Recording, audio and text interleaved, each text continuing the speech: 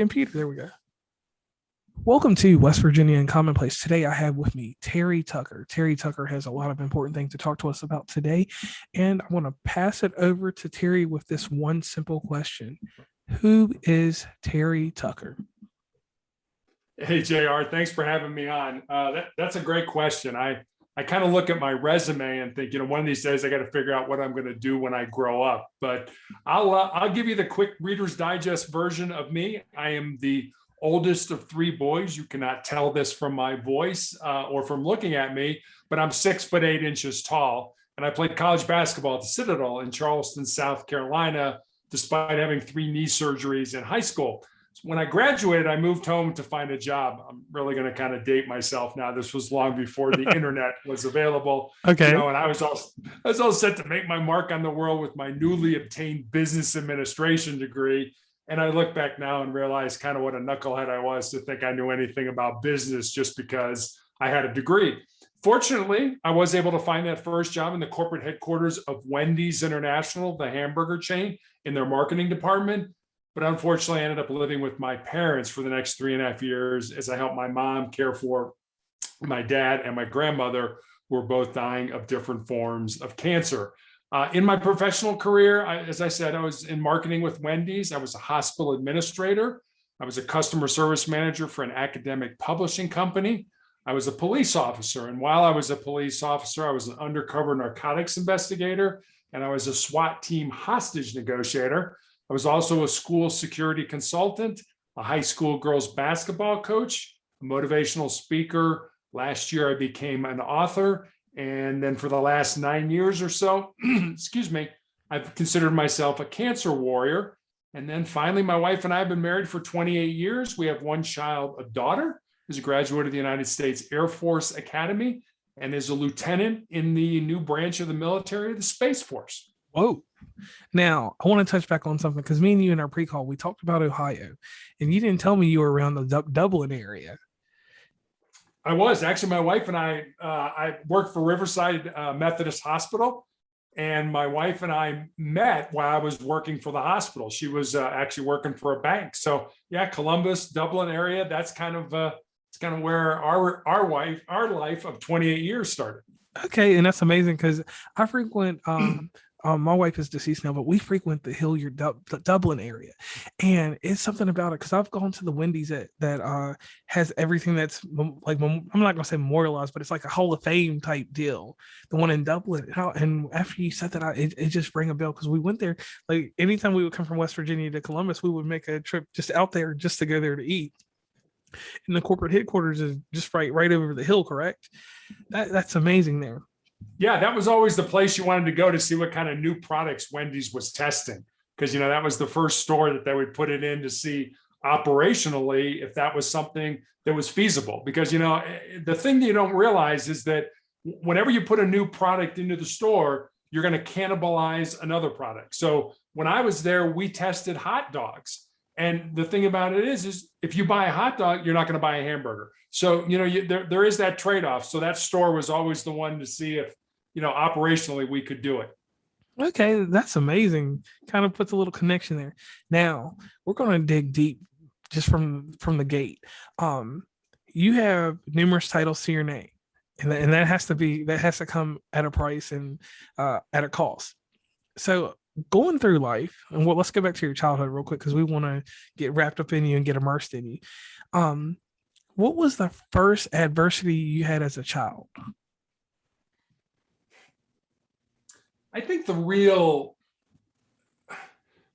first adversity I had when I was right after my freshman year in high school, and I tore cartilage in my knee, and this was before arthroscopic surgery was available. So for about a year, I had 2 major surgeries. My second one, I was put in a cast from my hip to my ankle. They don't do this stuff anymore. I mean, there's more emphasis on rehab and getting out and getting up and getting back engaged in life. But I spent that whole summer, there was no cable television, there was no internet, there was no cell phones, there was no anything. And, for a kid who's used to being active, that was the first opportunity I had to realize that I needed to control my mind, or my mind was going to control me. So I would say my first adversity was that first surgery between right after my freshman year in high school. And then from that point on, you got a new perspective on life. What would you say that perspective was? Did it make you more insightful, or did it make you, like you said, you had mind control, but do you think like it gave you a better sense of, man, there's more that I can do with myself while I'm inside, or what actually transpired after that? Yeah, I mean, after those first two surgeries, and I finally got back to playing, I remember my mind was it was putting all these negative thoughts into my brain. Things like, hey, you're probably a step slower because of these surgeries, and college coaches aren't going to want to recruit you because of your surgeries. And I quickly realized that I needed to change that narrative. I needed to be the person that was like, no, wait a minute, I'm still playing at an elite level, and coaches in college are still contacting me about playing for their schools. So I was the one who realized I need to change that narrative. No, that's a negative thought. I want to change it to something positive. If you think about it, our mind can hold one thought at a time. Why would you want to make that a negative one? So true. So you get to your senior year, and you have a heavy choice to make on where you're going to go to college. And you chose the Citadel of all places in South Carolina. What made you choose that? I originally chose, going back to Ohio, the University of Toledo. Okay. That was my initial thought. And I had verbally committed to them. We had the signing date for the NCAA letters of intent had not occurred yet. And so I went on a visit, I verbally committed. And then I get a call from one of the assistant coaches who's like, not sure we've got a scholarship for you. So you give me the scholarship, or you offer me the scholarship, and then you kind of pull it back. It's like, well, we'll let you know in a couple of weeks. A couple of weeks later comes, and I was told, yeah, we've got a scholarship for you. But my dad, very smart man, very insightful person, before I committed to them, he said, let's step back here. Why do you think they offered you the scholarship and then pulled it away? I mean, I was a kid. I didn't know. He's like, they found somebody else that they wanted more than you. So how do you feel about playing for someone who offers you something and then takes it away and then offers it again? And I thought about it for a while, and I was like, I don't feel good about that. I don't feel that that person has my best interest in mind. They have their best interest. And I get it. College sports is a job, and it's a job for the athletes. It's certainly a job for the coaches. You don't produce, you don't stay around, and you're looking for a new job. So when I got rid of the University of Toledo, I was like, well, where do I go now? And the Citadel had an unbelievably great coach by the name of Les Robinson. Les Robinson coached, he's the only person to ever be the coach of an NCAA Division I, 3 different NCAA Division I basketball programs, and the athletic director at 3 NCAA Division I schools. Oh, wow. And so I got to play for him, and he actually took over, this was after I graduated, for Jim Valvano at North Carolina State. When Valvano got kind of in a little bit of hot water and was relieved, my coach, Les Robinson, took that job. The other school he was the AD and coach at was East Tennessee State. So the Citadel, East Tennessee State, and North Carolina State, he was both the AD and the head basketball coach. That's crazy. Like that's a whole job in its own. It is, totally. Okay, so you get past that, you go to college, you have a good time. Prospects of making it to the NBA or different things like that. It's so much that goes on there. When did you come to terms with that you were going into the working world?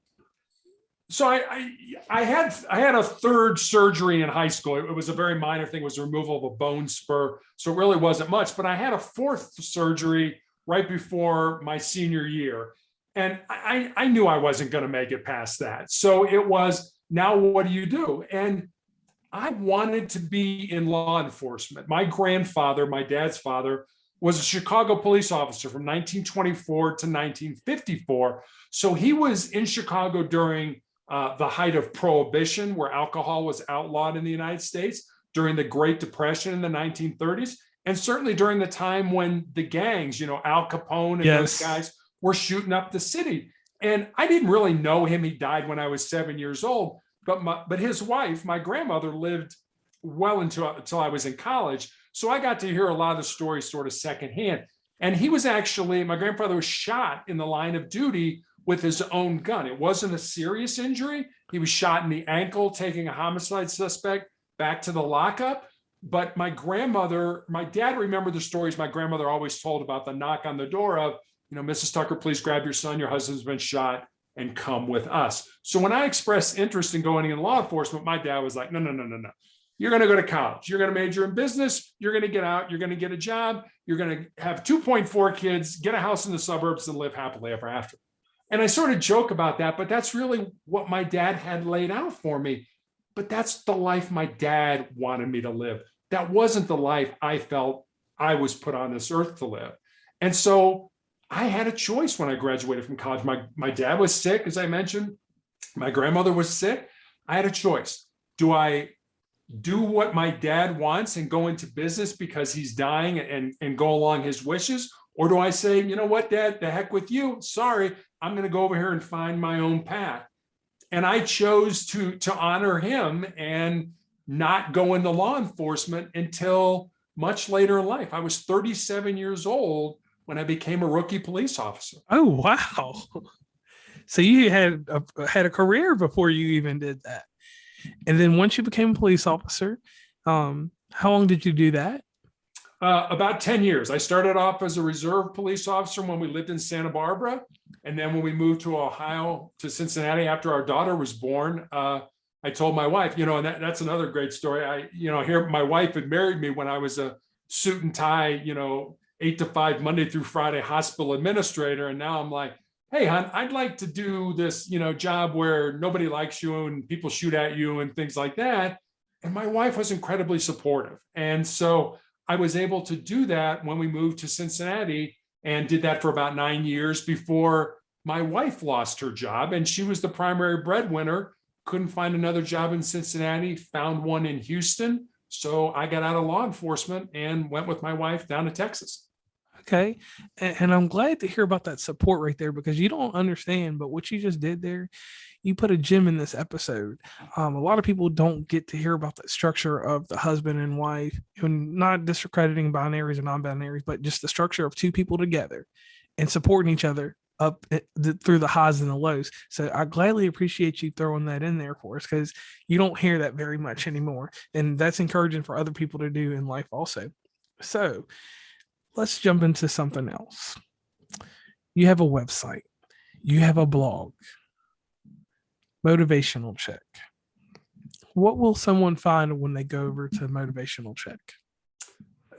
A lot of things. They'll certainly find the podcast that I have been on, but more importantly, every day I put up a thought for the day. And with that thought usually goes a question. So, if it's about leadership, it, might be a question about how do you, what's your leadership style? If it's about success, it's, how do you measure success and get there? So I don't want it to just be a thought or a quote for the day. I want there to be some substance underneath, something that's going to make you think. And then on Mondays, I put up the Monday morning motivational message, which a lot of times is a story or a video that goes a little bit deeper than just the thoughts for the day. So, I mean, it's not real complicated. It's not real sexy, but it's something to get people to think and to hopefully use to improve their lives. And I know people's time is short. They're busy, with family, with work, with extracurricular activities. So everything on there is short. You go in, you get a quick hit of inspiration,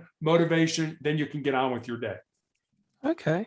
Now, in building this up and doing all this, like I said, going back into the other part of your story, so you went down to Houston, okay? And I just wanted to throw that in there so the audience would know a little bit right then and there.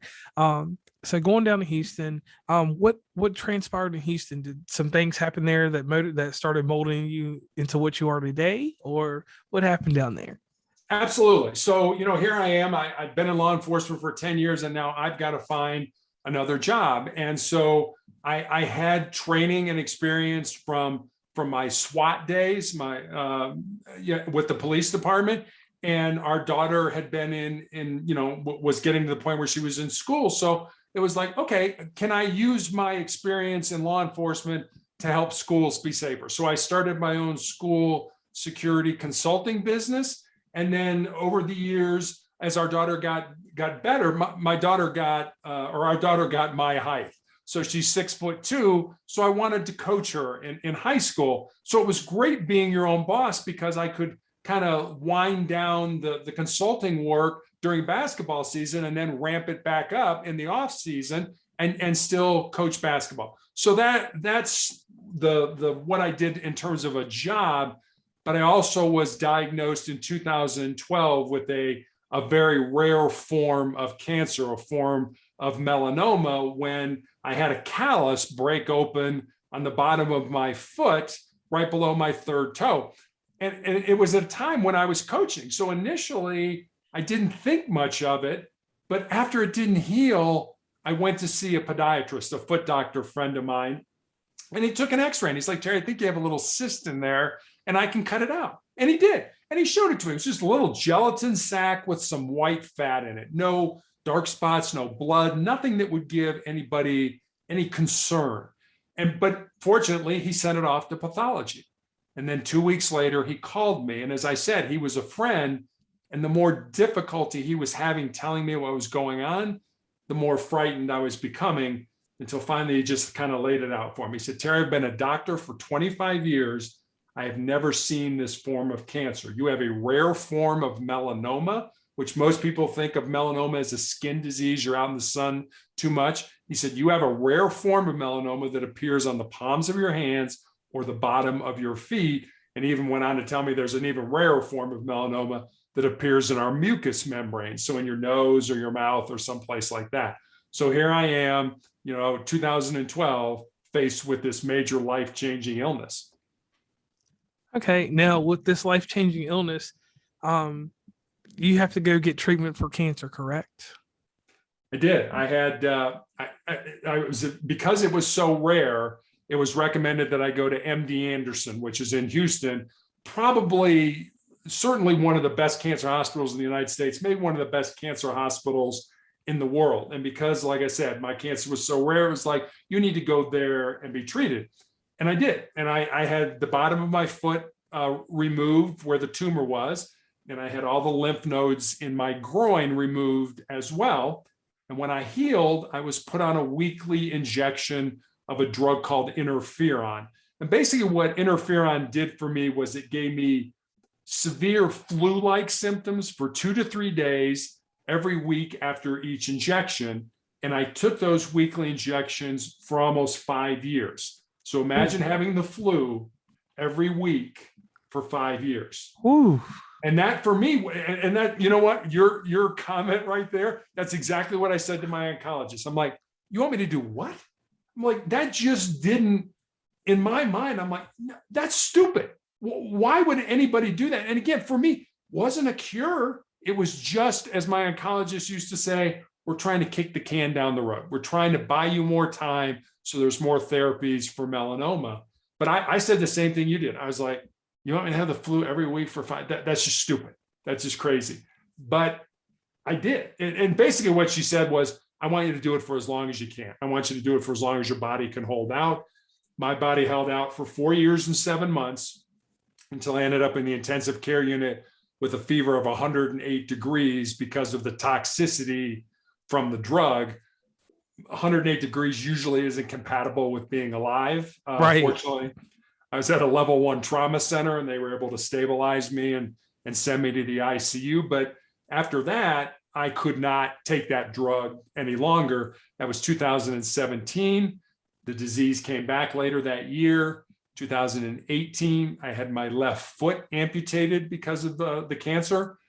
2019, it started to work its way up my leg. So in the shin, I had 2 more surgeries. And then last year, 2020, I had an undiagnosed tumor in my ankle that grew large enough that it fractured my tibia, my shin bone. And my only recourse right in the middle of the pandemic was to have my left leg amputated. And I also found out I have tumors in my lungs and I'm being treated for those tumors right now. All right, we'll definitely pray that all that works out there. Now, How did you stay positive through all this? Because here's the thing that I always like to get out there. Like, people always understand the aspect of, I get cancer, figure out how to, something happens, either it's a good ending or bad ending. No one ever talks about the well ending, the ending that you have right now. You're in high spirits, you're out here living your best life. So how did you stay positive through all this? And what type of mental maintenance did you have to do to stay positive? I think part of it is, there's kind of a term that I like that's, you need to embrace the suck. Did this suck? It absolutely did. It was terrible. But I guess the way I look at it, we're all going to experience pain in our lives. Pain is inevitable. And it doesn't have to be cancer pain like mine. It could be you, depending on you flunk a test at school, or you break up with your boyfriend or your girlfriend, or you don't get the promotion at work that you think you deserve. We're all going to experience pain. Pain is inevitable. Suffering, on the other hand, suffering is optional. Suffering is what you do with that pain. Do you take it and use it to make you a stronger, a tougher, and more determined individual? Or do you wallow in it and want people to feel sorry for you and feel sorry for yourselves? I guess maybe I should back up. I want your audience to understand there is no S on my chest. I do not wear a cape and fly around with magic powers. I'm a human being. I have bad days. I cry, I get down, I feel sorry for myself. I just don't let myself stay in that state. I use that pain to make me a stronger, a tougher, and more determined individual. Okay. And I like to hear that. Now, sustainable excellence. How did this come about? Like, what inspired you to write this? So sustainable excellence, the 10 principles to leading your uncommon and extraordinary life is really a book born out of two conversations I had. One was with a former player of mine who moved to Colorado, where my wife and I live now. And we had dinner with her and her fiance. And I remember saying to her one day, I'm really excited that you're living close and I can watch you find and live your purpose. And she got real quiet for a while. And then she kind of looked at me and she's like, well, Coach, what do you think my purpose is?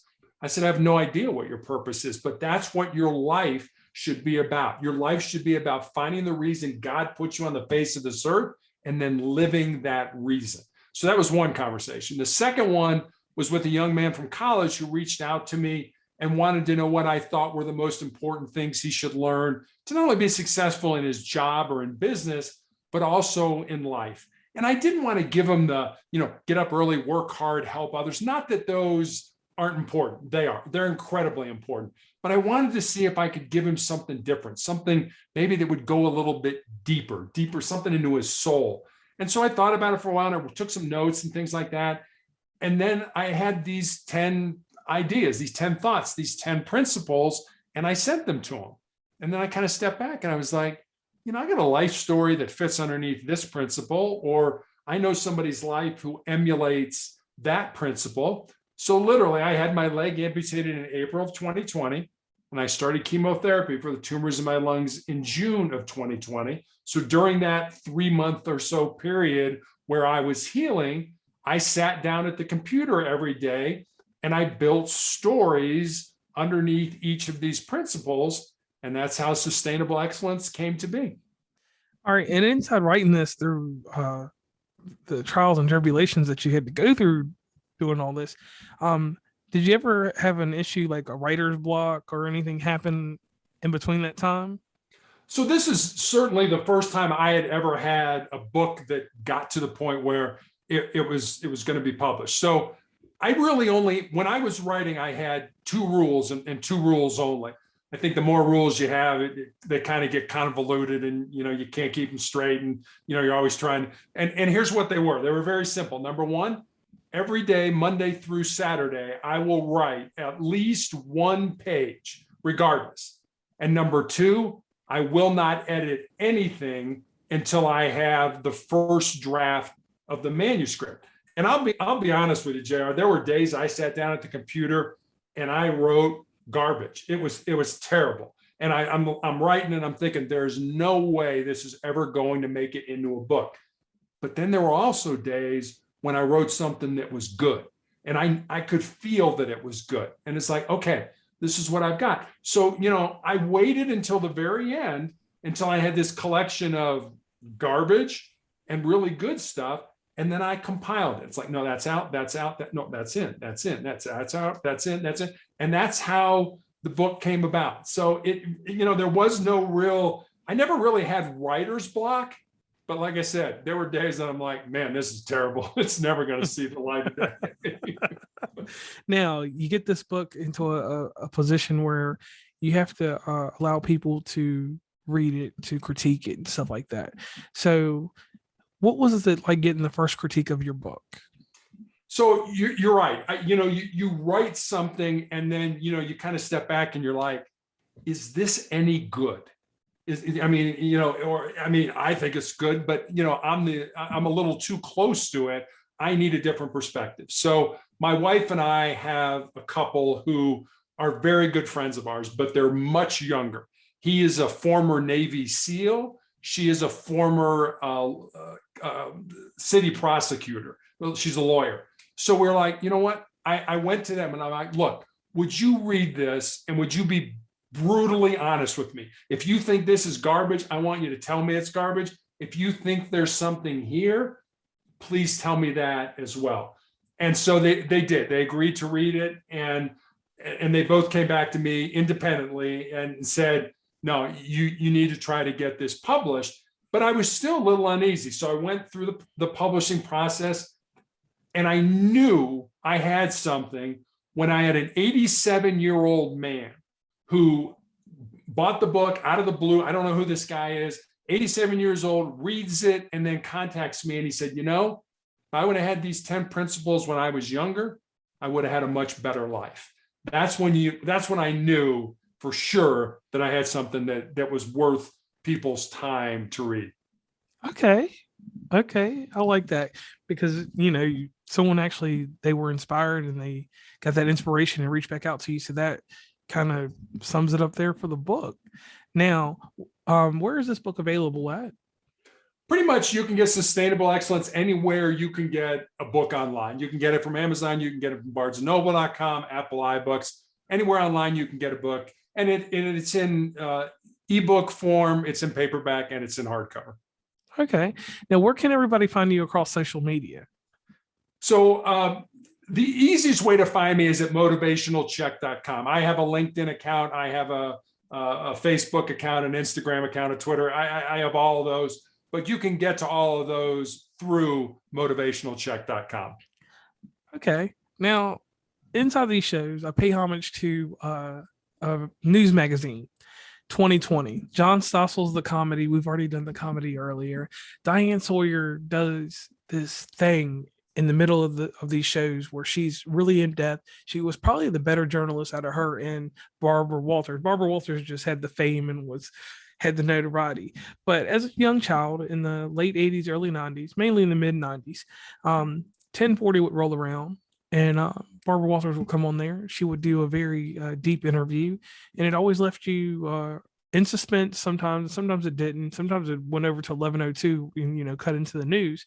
But the one thing she did was with her questioning, she got to be more personable, made the person more personable, whoever she was interviewing. And I think we've already done a pretty good job of getting very personable with you, but we'll go a little bit deeper. So we'll skip John Stossel, but let me give you your first Diane Sawyer question. Okay. And, all right. Fighting cancer is a battle. And in fighting cancer, like you said, you're a warrior, you're strong. What was the one time that you got down and you really had to pull yourself up out of the pits? So right before I had my foot amputated, it was suggested that I try a drug combination that would do nothing to the cancer, but would hopefully rev up my body's immune system to identify the cancer and attack it on its own. And the combination of those two drugs gave me all kinds of problems. I ended up developing pseudo-gout. I was incredibly exhausted all the time. And then one night, in the middle of the night, I woke up thinking I was having a heart attack. And I woke my wife up and she rushes me to the ER. I did not have a heart attack. I ended up having a blood clot in my lung and fluid around the sac of my heart that was preventing my heart from efficiently pumping. But I remember laying on the gurney in the emergency room, literally with tears coming down my cheeks, and looking at my wife and begging her to let me die. I just wanted away from my body that just seemed to continually be attacking me. And it was at that moment that I remembered two things. One was a study that was done in the 1950s at Johns Hopkins by a professor who took rats, and he put rats in water over their head, and he wanted to see how long rats could tread water before they would start to sink and drown. And the average rat was about 15 minutes. And so right before the rats were ready to drown, he grabbed them, he pulled them out, he dried them off, he let them rest for a while, and then he put them back in that same tank of water. And the second time, the rats treaded water for 60 hours. Now think about that. The first time, 15 minutes. The second time, 60 hours, which told me two things. One, the power of hope in our lives, and two, how much more our bodies can handle than we ever thought they could. And that kind of dovetails into the second thing that popped into my head was, I remember reading an article that was written by the owner of a professional sports team who had a Navy SEAL, probably one of the toughest group of men in the world, come and live with him and his family for a month to teach them to do more physically than their minds ever thought they could do. And one of the things he taught them was the 40% rule. And what the 40% rule says is, if you're done, if you're at the end of your rope, you don't think you can, as a SEAL, run another mile or swim another lap or anything like that, you're only at 40% of your maximum. And you still have another 60% left to give to yourself. And it was at that moment, thinking about all that stuff, that I actually just kind of went inward and was like, you know what? I have so much more left to give to myself, and I'm not going to quit. So all I did was tie a rope at the end of that rope and hang on until I found a better day. And I didn't die. And I managed. I mean, that was back in 2017. Okay. And then from that point on, so you went to a higher, you evolved into a higher being in that sense. And that's amazing, especially about the part about the rats. It is. Now, you get past this, you triumph, you're plateauing at this moment, like you get to a steady point in life. And then the books come along, the website, and all this stuff that's immersed around you. How do you handle that form of success? Because we all have different levels of success, but you're in another realm that's different from what you've done before, because you've had accolades and different things. But being a writer, when you heard from the 87-year-old man, that's a different type of inspiration than coaching a basketball team or having doing something great with Wendy's or something like that. So how does that feel, and how does that make you feel as a person to know that, basketball, you probably took a lot of people a lot of places beyond just sports, just with their lifestyle and different things like that. But someone that didn't know you from a can of paint took the time to just reach out to you like that. How does that make you feel as a person? So I think the important thing for me now is that, when I wrote the book, Sustainable Excellence is about success. It's about what you do to be successful. It's what I do to be successful. And I am very proud of the book. But I think I want my second book to be about another word that begins with S that's more important. And here's that word: significance. Success is what we do to be whatever. Significance is what we do for other people. Now, don't get me wrong. I think you can be successful and significant at the same time. But I think the thing for me is not it, fame, fortune, money, power, influence. That's all a myth. There's a great story. I don't believe it's a true story, but there's a great story about Alexander the Great, who probably is the greatest conqueror of all time. He conquered the entire known world when he was alive. And the story goes like this: at the end of Alexander's life, he's dying, and he brings his counselors, his advisors together, and he says, "I want you to carry out my final 3 wishes." And here's what they are. Number 1, I want only my doctors to carry my casket to the grave. Number 2, I want the road to the cemetery to be strewn with gold and silver and precious stones. And number 3, I want my hands to be left outside of my coffin. And one of his advisors is like, you're Alexander the Great. You can have any wishes you want. Why these 3 wishes? And here's what he said. He said, number 1, I want my doctors to carry my coffin to the grave because I want people to realize that no doctor actually cures anybody. All they do is help the body to cure itself. And I want people to realize that the decisions they make it easier or harder for those doctors to help the body cure itself. That's number 1. Number 2, I want the road to the cemetery to be strewn with gold and silver and precious stones because I spent my entire life conquering and accumulating wealth and riches, none of which are going to go with me to the next life. I want people to realize that it's sure folly to spend your whole life trying to do that as opposed to helping other people and putting as much love and goodness into the world. And then finally, number 3, I want people to realize that I came into this world empty-handed and I'm pretty much leaving it the same way. And I like that story because I think it really, it shows what's important in life. And importance is not based on, I guess let me back up. We're not all born with the same gifts and talents, but we all have the ability to become the best person that we're capable of becoming. And that has nothing to do with where you live, what kind of job you have, how much money you make. None of that matters because at the end of your life, and I always tell young people this especially, if there's something in your heart, something in your soul that you believe you're supposed to do and it scares you, go ahead and do it.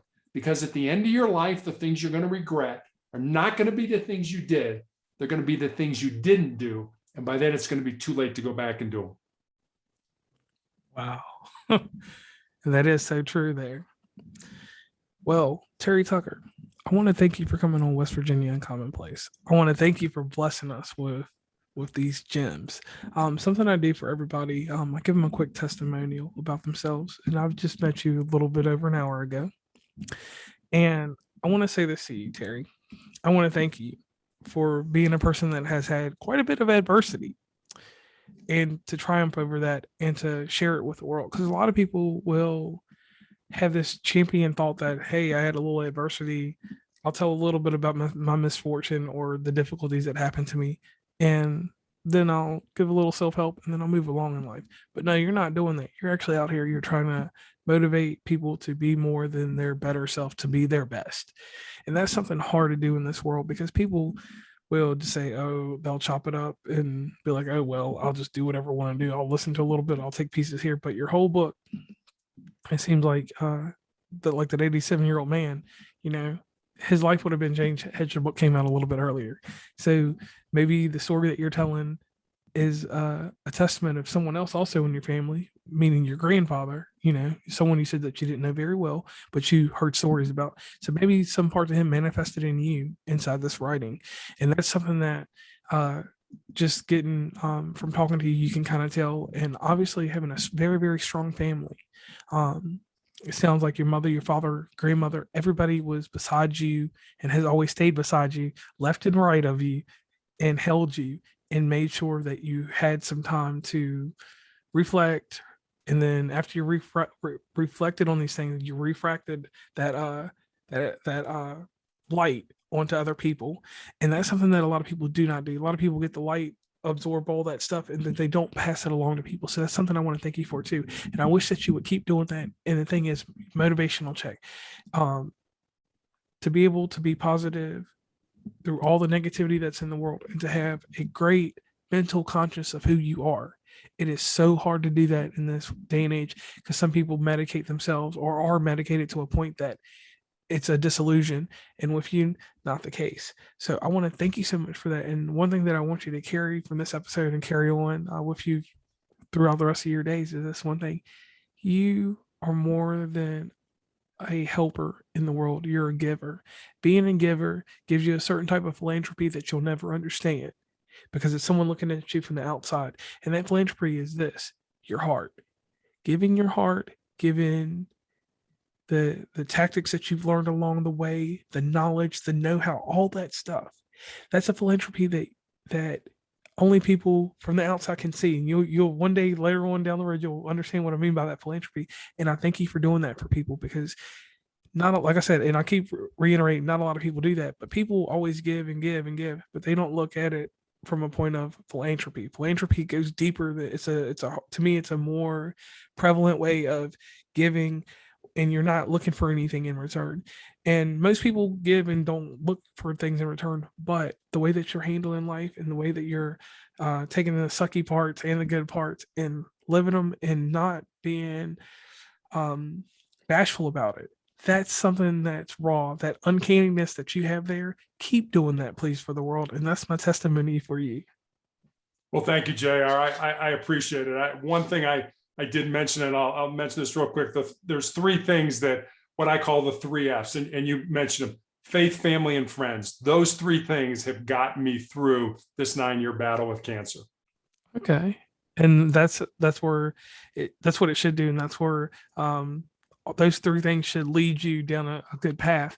What I would like you to do real quick is please give a shout out to everyone, or just if you want to put it in a bubble, everyone that's helped you along the way, or if you just have a group that you just want to, or if you want to say everyone, please shout those people out in this episode, because the thing is that we're not always around to give everybody their flowers. And it's people, we have so many words that we want to say to people that are not here anymore and things like that. And we know that they're always with us, like I said, left and right of us, and sometimes in front of us to stop us from things. But when we do have a moment to do it, I always think that we should just give, a thanks back to these people, because they molded and shaped the clay that's Terry Tucker today. You're absolutely right. And I'd go on for hours if I could do it with all that people. So I guess I would just say all the people who gave me love and help and support. Now, as I'm approaching probably the end of my life, I'd like to put as much goodness, positivity, love, and motivation back into the world as I possibly can. Okay, and I like that. Now, one last thing. You're going down the highway, and we can pick any route. We can go Route 40, 17, anywhere, Route 50, 275, anywhere. There's a billboard. It says Terry Tucker. What else is on that advertisement?